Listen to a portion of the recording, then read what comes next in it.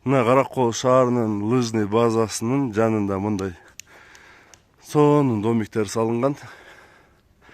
Анан ошол домиктер салына электе баягы тоонун арасына үйлөр салынганга болот, болбойт болуп жүргөндө салынса жакшы эле болот деп баарыбыз эле колдоп келгенбиз. Эми ушактын бир жакшы жактарын даңазалап, видео тартып, клип тартып кетели десек, ушул жөн эле могу туруп ушул басып бараткан клипиңди эмеңди видеого чагылдырып алыш үчүн 4000 сом сурайт экен. Эми жөн эле мындай өзүңөргө эле реклама болот, ал клипке түшсө өзүңөргө эле жакшы болот. Анан бул через жүрө эмеспи, мында ушул жерде мына мен азыр тартып баратам, мына азыр 3 мүнөт тартып койсом мына клиптин убагынчалык деле видеолор болот. Анан ошого 4000 сурап, ой пикириңерди жазып кеткилечи, балким туурадыр, бияк эми частный собственность дейт. Мисалы үчүн пансионаттарда деле көл жээгинде тартып эле жүрөбүз. Анан эми элдин маданиятына ушундай салым кошуп, аны эл көрөт клиптичи. Эми тартып алып өзүбүз көрбөйбүз да. Элдин таланттуулары ырдайт.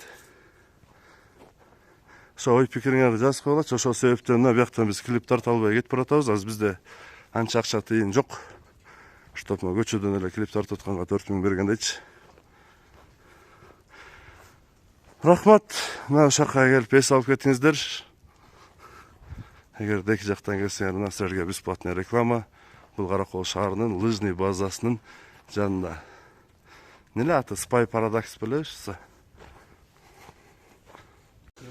Клип тартканда 4000 сом деп прайс, ошону ким составляйт этти ошондойлорду.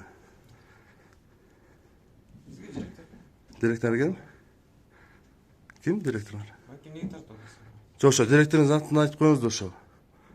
Эми өзүбүздүн жерибизде жүрүп, өзүбүздүн тоого келип, эч кимге мешайт этпестен тротуарлардан клип тартып атканга 4000 сом сурап атсаңар, ошо кайсы директоруңар ушундай тартып устанавливать этип берди депчи.